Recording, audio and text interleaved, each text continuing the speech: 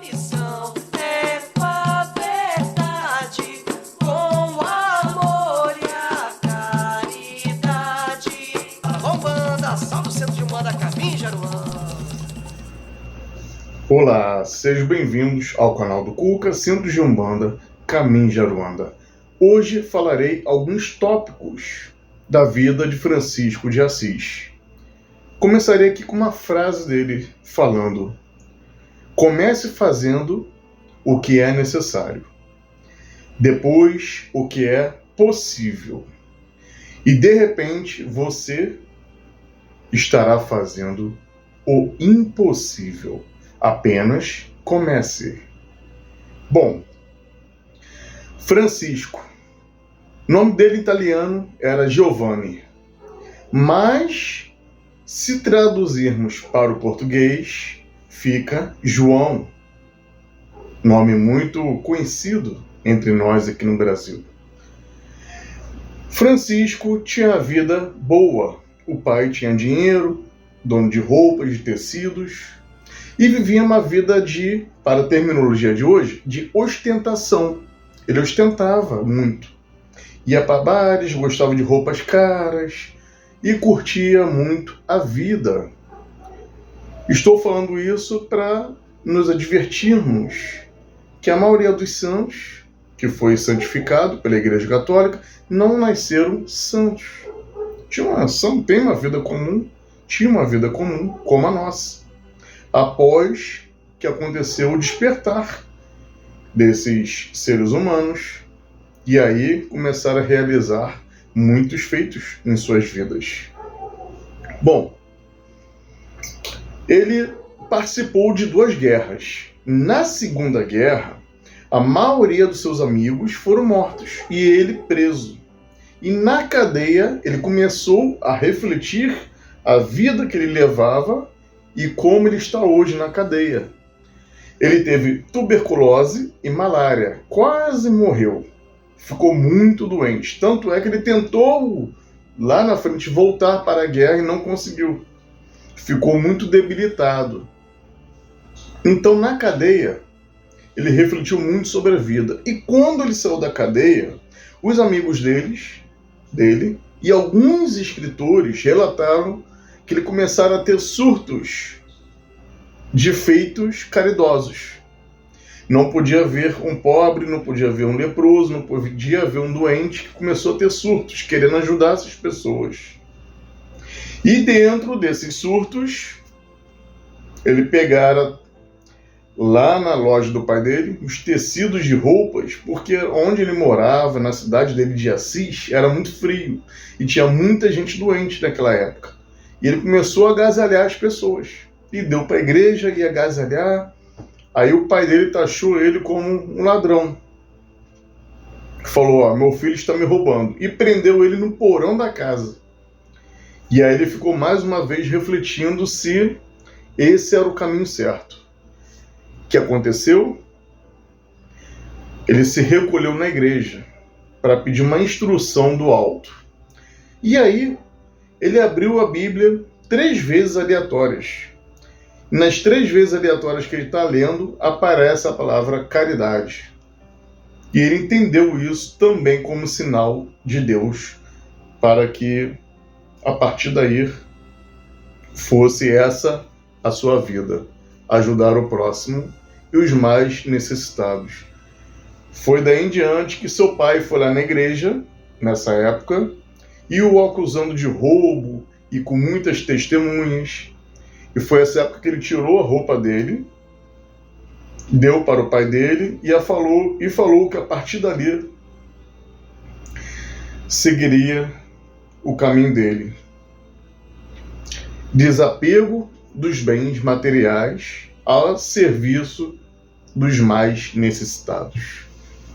Bom, ele começou a recrutar pessoas e discípulos para sua causa, mas esbarrara no Papa lá, no bambambam da época.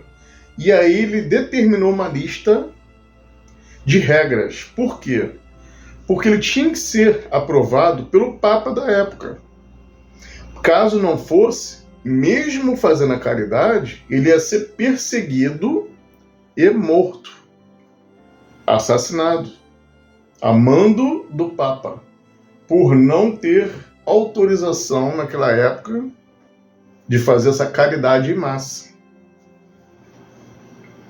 E aí, quando ele foi lá uma vez lá no Papa, ele até ironizou Francisco e seus discípulos, que na época eram só 2, e falou: cara, vai pregar os porcos, é o melhor que tu faz.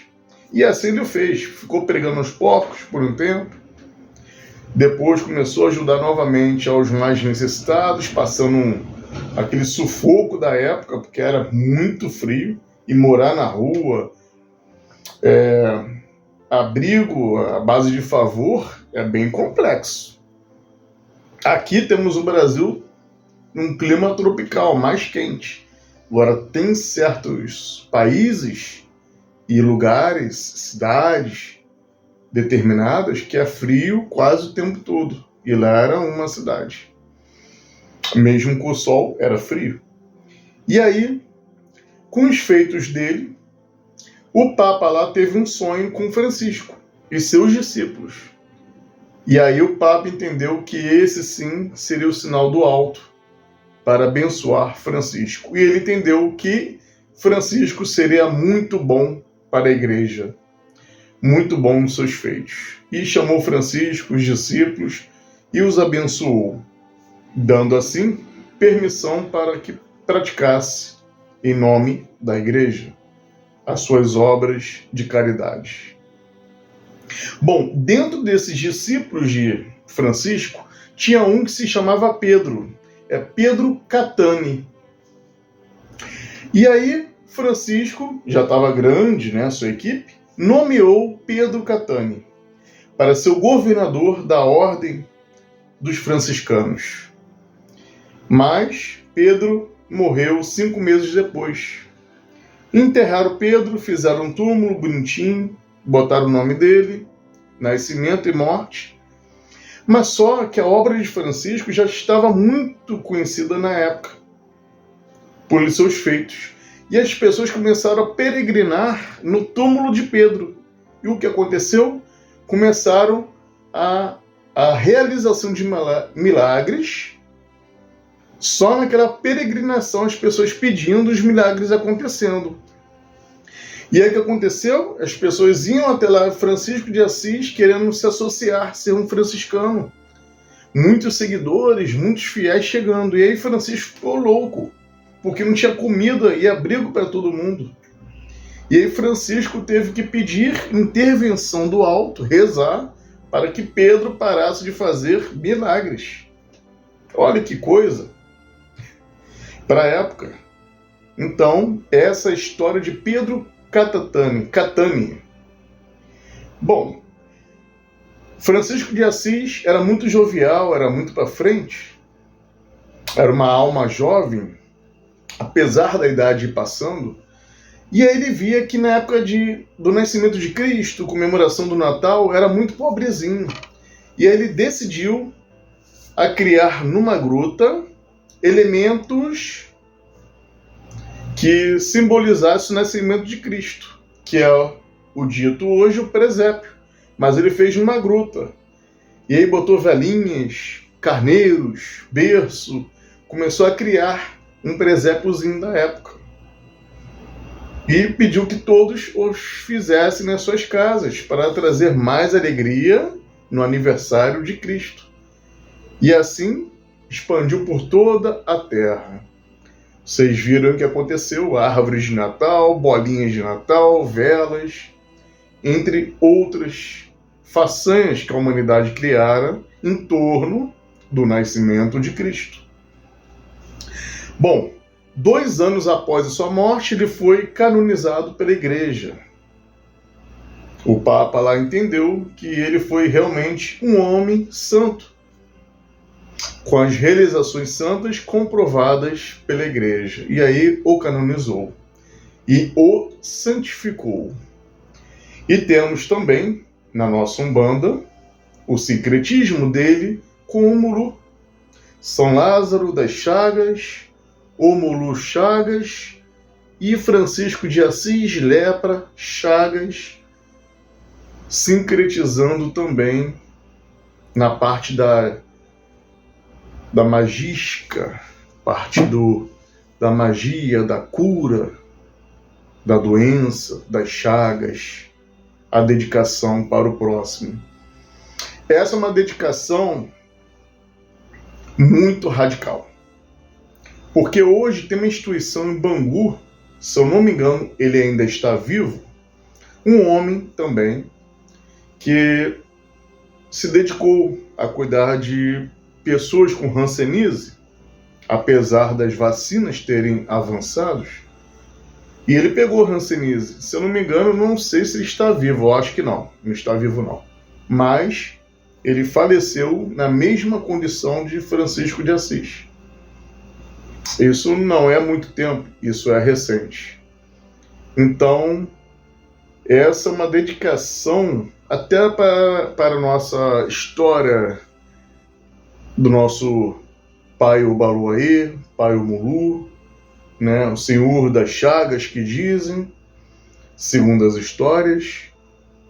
E é muito complexo essa doença. Vamos já ir botar as chagas, hanseníase, lepra, juntar tudo na mesma coisa. Quem hoje aqui pararia para cuidar de uma doença, de alguém que esteja com uma doença hanseníase avançada? Se até hoje, quando entra um paciente com tuberculose, né, que é agressivo, nós temos que botar todas as proteções. Então, de admirar se dedicar a vida a uma doença pelo qual você morrera por ela e sabendo. Então, sim, temos que respeitar e ver a grandeza dessa alma no qual despertou para o seu verdadeiro ser aqui na Terra, que é a prática da caridade. O nosso Papa atual, o nome dele não é Francisco, mas ele adotou o nome Francisco devido ao seu amigo chamado Emerito de São Paulo. É um também que anda muito com o nosso Papa Francisco hoje. E ao ele receber o número X de votos e sabendo que ia ser Papa, esse Emerito de São Paulo chegou no ouvido do Papa atual e falou: não se esqueçam dos pobres. E aí ele falou: não se esqueça dos pobres. E ele falou: tá, lembrou de quem? São Francisco de Assis. E adotar a ordem franciscana para si. Tanto é que ele recusou a cadeira de ouro para uma cadeira de madeira, uma cama, um quarto luxuoso para um quarto mais simples. E assim vocês têm acompanhado, né, a trajetória desse novo Papa da atualidade para conosco aqui na Terra. Bom, São Francisco de Assis é padroeiro do nosso centro, Centro de Umbanda, Caminho de Aruanda, como é padroeiro de outros muitos centros aqui no Brasil e fora, pois seus seguidores são inúmeros. E na espiritualidade eles também se apresentam com aquela parte sem cabelo, só ao redor. Tanto aqui na Terra, a ordem franciscana, como na espiritualidade. Eles se apresentam, a sua identidade é a mesma, nos dois planos. E de roupas simples também, bem humildes, assim dizer. E termina aqui com uma frase dizendo, de São Francisco de Assis, falando que apenas um raio de sol é o suficiente para afastar várias sombras. Vocês já apagaram a luz do quarto e acenderam um palito de fósforo para ver o clarão que faz? Mas com a luz acesa é só mais uma luz no meio de luzes. Agora experimenta apagar a luz do quarto e acender um palito de fósforo. Que nós possamos ser um palito de fósforo na vida de alguém. E aí entendemos aquela frase de Allan Kardec que fala: fora da caridade não há salvação. Então, que nós possamos seguir a ideologia e um pouco da prática de Francisco de Assis, entendendo seus conceitos e tendo um pouco da sua audácia de nos libertarmos um pouco mais da luxúria, da matéria, para nos dedicarmos um tempinho que seja aos mais necessitados. Muito obrigado, fique com Deus e até a próxima.